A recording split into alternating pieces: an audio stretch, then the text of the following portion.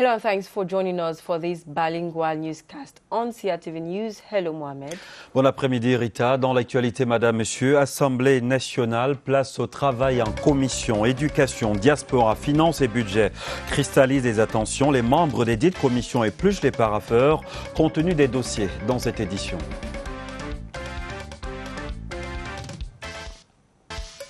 The 29th edition of World Water Day is observed today with focus on valuing this source of life in the society.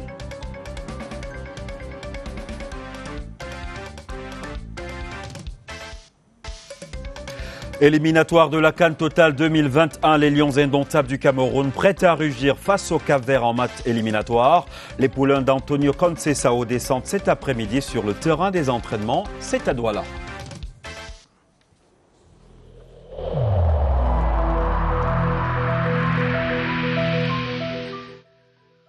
I urge you once again to put on your face masks, to wash your hands regularly, and to consult a physician or any other health personnel if you notice any symptoms. This is the only way to save lives and to curb the spread of the virus.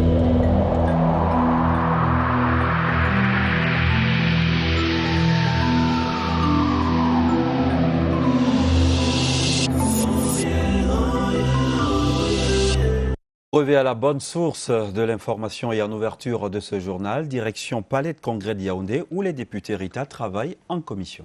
You're right, Mohamed. Members of Parliament are currently being schooled on techniques of sensitization against road accident. This is at a training workshop for members of the Parliamentary Network on Road Safety. Here now is an excerpt of the president of this commission, Honorable Malomba Esembe, who spoke to our reporter, Clarence Gay. Take a listen. Training, capacity building is a core aspect in our 2021 action plan, which has been validated by the Right Honorable Speaker of the House, Kavayi Jibril. For us MPs, members of the network, it is a question of building capacity and getting to understand the stakes about road safety in our country so we can properly and effectively accompany the policies put in place by the government of the Republic. Sincerely, I want to thank my colleagues, members of parliament, members of the network who are here, our different partners, and the experts who have come this morning to help us build capacity in this domain. The plenary will be on the issue of road safety, and I prefer we'll talk more about it tomorrow. 2021 election of representatives of traditional rulers for the Menua division at the West Regional Council. The second session as of right of the Electoral Board of Elections Cameroon in view of this election has just ended in Yaoundé. Constantine Bomb report that the board members during the session adopted the resolution establishing the Regional Supervisory Commission. Here is his report. The key issues on the agenda were the examination and adoption of the resolution establishing the Regional Supervisory Commission, adoption of the terms of reference for the field trip of the Vice President and member of the Electoral Board in charge of the region for monitoring and evaluation of the electoral campaign and vote supervision. According to the opening statement of the chairperson of the Electoral Board, Eno Abrahams Egbe, the election is scheduled on April 4. And the election campaign for the conquest of the 3 seats of the representatives of traditional command of Menua kicked off on March 20.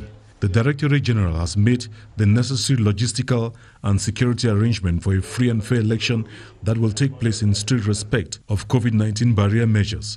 The previous list was rejected because it did not respect the various sociological components of the region as well as gender aspects. ELECAM's roadmap is to organize free and transparent elections that meet the standard legally defined by the Cameroonian law. Let's go over to the Northwest region, where couples who have been cohabiting for more than 30 years have legalized their union at the Bamenda 1 municipality. The joint marriage ceremony, spearheaded by INADES Formation Cameroon, aims at fighting against illegal unions for stable families. Details with Karin Toussaint. Couple have been living together for 30 years. They have 5 children and blame the delay in legalizing their union on inadequate finances and ignorance. It be a good education where we don't go through. It's thanks to sensitization that we decided to come out today and sign at the council. Now why that we still say fine for sign the marriage certificate. Officials of INADES Formation regret that thousands of partners in the Northwest region live in illegality and say they are determined to reduce the number by offering them opportunities to obtain marriage certificates. Whether you are staying with somebody for 15, 20 years without a marriage certificate, you are not married in the eyes of the law, in the eyes of the state. We are carrying out this activity to make sure that couples that are living without a marriage certificate could be motivated to obtain that document at the level of the councils. The next phase of the project will be carried out in Bafut subdivision, and people from the area have been encouraged to register.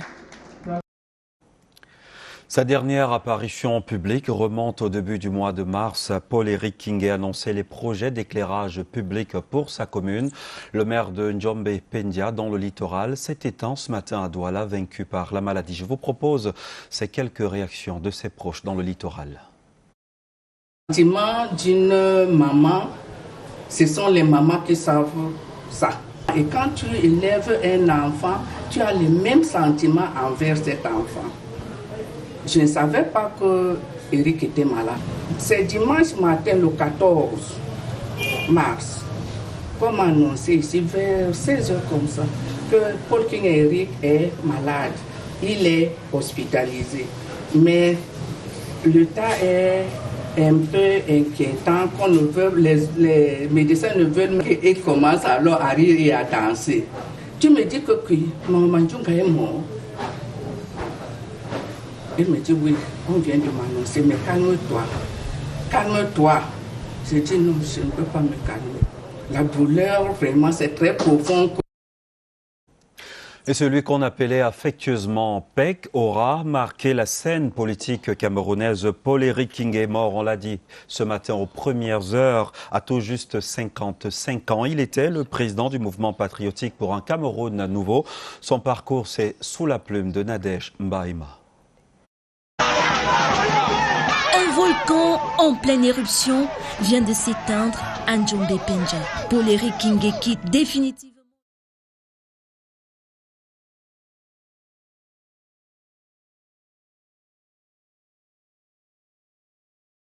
président du mouvement patriotique pour un Cameroun nouveau, MPCN, affectueusement appelé PEC. Paul-Éric Kingé était souffrant depuis quelques semaines, livre des sources proches de la famille. Le pédant en politique, habitué des plateaux télé, était également vice-président des communes et villes du Cameroun, CVUC, et promoteur de la chaîne de télévision School TV Africa. Né le 20 août 1966, Paul-Éric Kingé était réputé pour son engagement politique. Souvent traité de sulfureux, il devient directeur de campagne de Maurice Kamto au compte du MRC lors de la dernière élection présidentielle en 2018. À sa sortie de prison en octobre 2019, le torchon brûle entre les deux hommes politiques. Il s'engage alors à la reconquête de la mairie de Njombe Pendia après avoir mis un terme à son alliance avec le MRC et devient maire de Njombe aux dernières élections municipales. Le fils de Pendia s'était d'ailleurs engagé dans un bras de fer avec les autorités administratives du Mungo au sujet du développement de cette municipalité du littoral. Féru des réseaux sociaux, notamment de Facebook, Depuis le 6 mars dernier, il n'a pas donné de nouvelles à ses plus de 30 000 abonnés, date de l'annonce de l'installation de l'éclairage public sur l'axe Gare-routière-Montcoupé. Fier, il avait d'ailleurs annoncé le projet de construction de la cité municipale et de l'hôtel de ville en cette année 2021. Des projets qui ne prendront jamais corps de son vivant, car cet amoureux de Pendja s'en est allé à seulement 55 ans. Trop tôt pour sa municipalité. Une municipalité qui voit ses rêves brisés. Journée de la francophonie, l'événement se célèbre ce lundi au Cameroun. À Yaoundé, les locaux du ministère des Relations extérieures ont abrité les festivités. C'était en présence des ambassadeurs des pays membres de la francophonie au Cameroun. Retrouvons sur place Eric Laouna pour plus de précisions. Bonjour Eric. Merci de nous rejoindre ici au ministère des Relations extérieures du Cameroun où vient de se tenir la cérémonie officielle dédiée à la Journée internationale de la francophonie. Une cérémonie présidée par le ministre des Relations extérieures, le jeune Bella Mbella. Présence remarquée, celle de la toute nouvelle secrétaire générale de la Conféges, la Camerounaise Lisette Tobin Dedi. Ici, en ces lieux, nous pouvons également souligner la présence des États membres de la francophonie représentés ici par leurs ambassadeurs présents dans la cité capitale du Cameroun. Autre présence remarquée, celle de l'ambassadeur de la République de Tunisie qui est le pays hôte du prochain sommet de la francophonie prévu les 20 et 21 novembre prochains dans l'île de Djerba, cette cité tunisienne. Nous le rappelons, la cérémonie s'est ouverte avec l'allocution de la secrétaire générale de la francophonie, Louise Mouchiki Wabo, la secrétaire générale de la francophonie. Au cours de son adresse, a fait un clin d'œil à la gente féminine. Nous le rappelons, le thème de cette journée internationale de la francophonie est femmes francophones, femmes résilientes. Elle a ainsi demandé à toutes les femmes d'être solidaires en français. Ici, au ministère des Relations extérieures du Cameroun, Jean-Gustave Kamois, Eric Laouna, CRTV News. Merci à vous Eric. Et dans la suite de ce journal, Riton parle du SDF. Effectively, the political crisis that has been rocking the Social Democratic Front Party, SDF, gets fiercely. The Littoral Bureau head of the party, Honorable Jean-Michel Ninche, has announced the exclusion of Joshua Ossi in accordance with Article 8.2 of the party's regulation. Yves Somuso reports on the Ossi versus Ninche feud. A cold war raging on between Jean-Michel Ninche and Joshua Ossi negotiates a crucial bend. After words of verbal and vitriolic exchanges, Honorable Ninche has exacerbated the rivalry as he announced Sunday to the media that the party's Littoral Regional Executive Committee has unanimously decided to oust Joshua Ossi in accordance with Article 8.2 of the party's regulation, which targets members who flout party rules and commit offenses that violate the ideals of the party. Joshua Ossi is accused of romance with the ruling CPDM party. SDF's communication secretary says it is not a rift. Rather than qualify it as a rift, I want to say that it is a dynamism of the party. However, I need to caution that we are free to have our opinions and debates, but we shouldn't carry debates that are meant for internal party structures to the media, because detractors and wayward media men will use that only to fan flames of division, which will not be good for us. There is no rift in the party. I will not want to talk about Ninche Ossi. I want to talk about the issues. The recent tussles surfaced with the announcement of John Frunzi's imminent exit from the position of chairman. But has Ninche got the powers to dismiss a member of the party, the first vice president in this case? Your guess is as good as mine.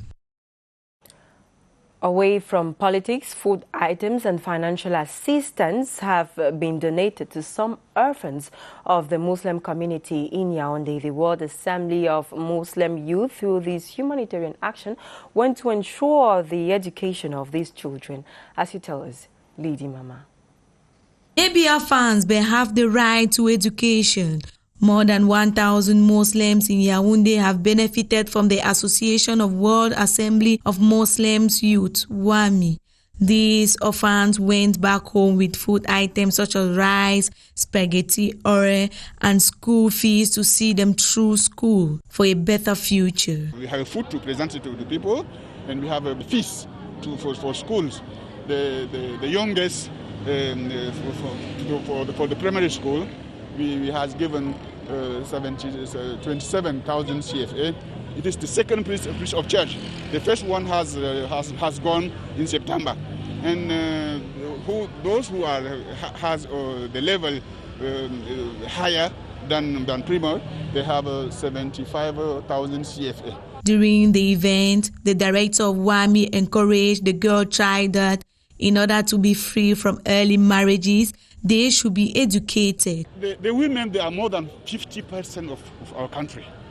So if we are not taking charge of them, we won't have a brilliant future. The activity of WAMI will continue in other parts of the country to support the Muslim orphans for a better society. Et dans la suite de ce journal, parlons d'eau, une source de problème. La question d'approvisionnement au Cameroun reste un casse-tête, que l'on soit en zone urbaine ou rurale. Coupure soudaine durant plusieurs jours, eau courante imbuvable. En cette journée dédiée aux précieux liquides, Maïmouna Mouamadou Nadia souligne sa place dans notre société.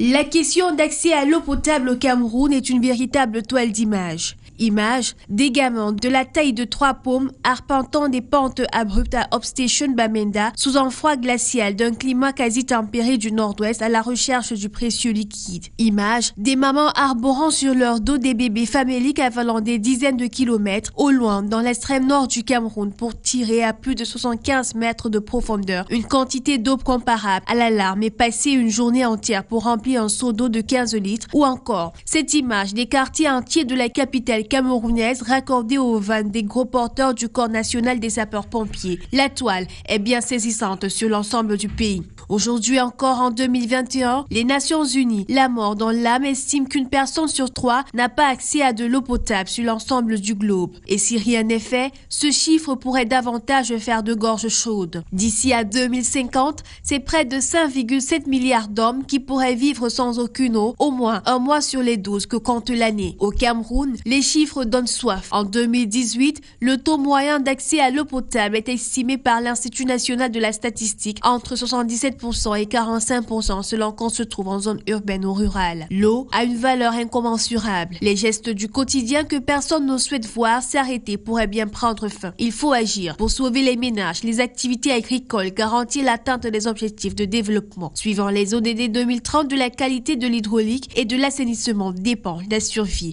des populations du monde.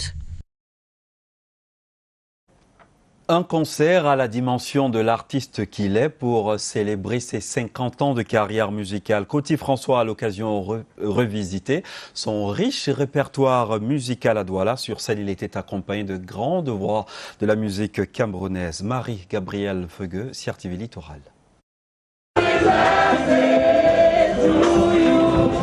Un demi-siècle de musique pour Coty François, âgé de 70 ans, l'auteur du tube à succès, Françoise, souffle ses 50 bougies de carrière musicale.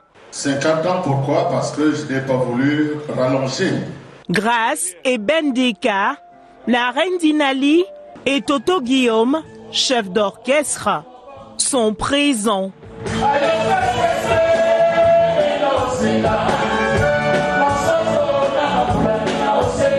Tous les collègues de Desto du groupe Black Steel, l'équipe nationale du Makossa ont accordé leur violon pour lui rendre hommage. La famille du festival Fomaric, à ses côtés depuis 28 ans, lui offre un présent pour l'honorer en cette occasion spéciale. Pour son parrain, l'impact de la haute figure de la musique camerounaise Ken Koti François sur sa génération n'est plus à démontrer.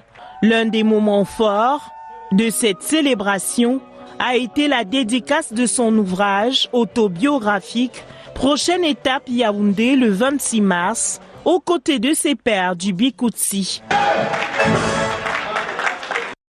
Away from Makossa, you must have certainly danced on the rhythms of the Mbole. The fast-paced genre blends traditional drums, folklore and urban music, is promoted by young Cameroonians. The music has been popularized within and out of the country by a youth, one of the pioneers being known as Petit Bozard, le détecteur de gays. Lady Mama recounts the journey of Petit Bozard in the Mbole music. Take a listen.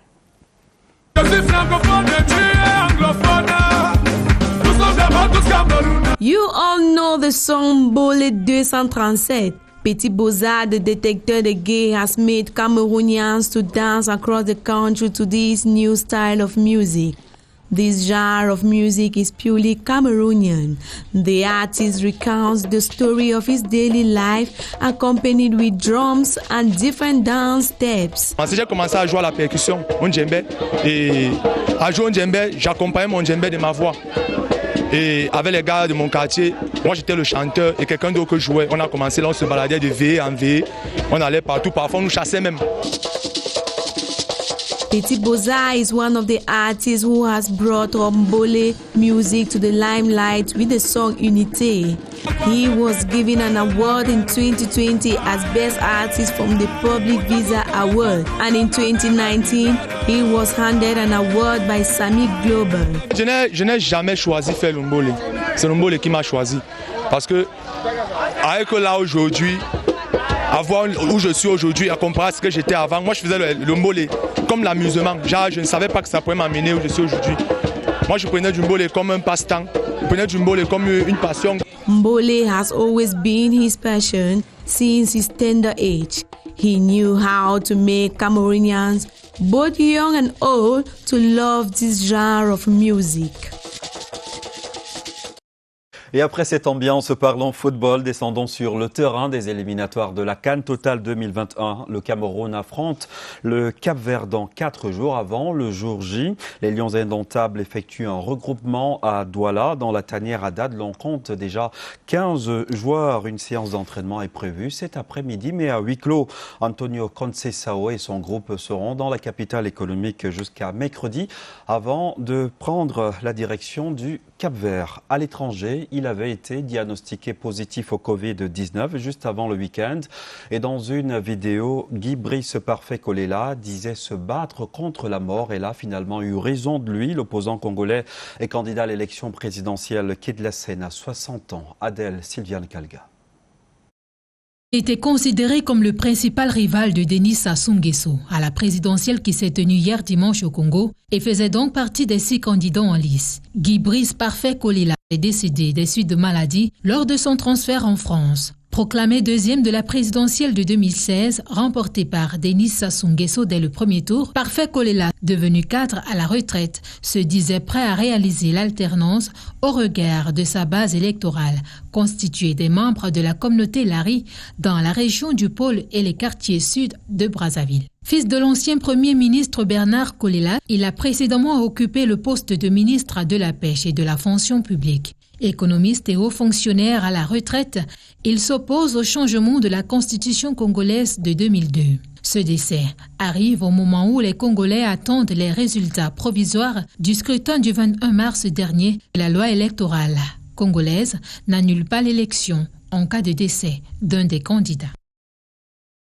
That report by Adèle Sylviane Kalga puts an end to this edition of the news. From the entire newsroom and technical teams, we thank you for being there. Stay tuned to programs. We will be back at 5 p.m. for Cameroon Today. C'est un rendez-vous, Madame, Monsieur.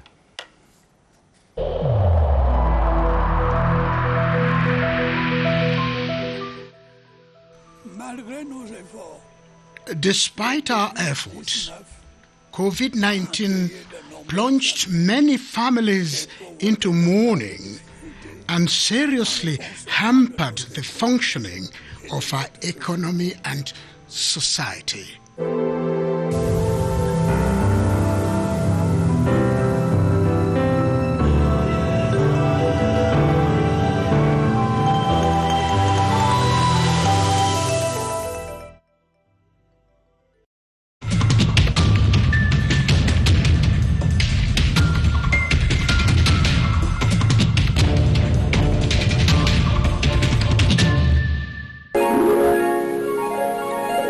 CRTV News, ici, toute l'info.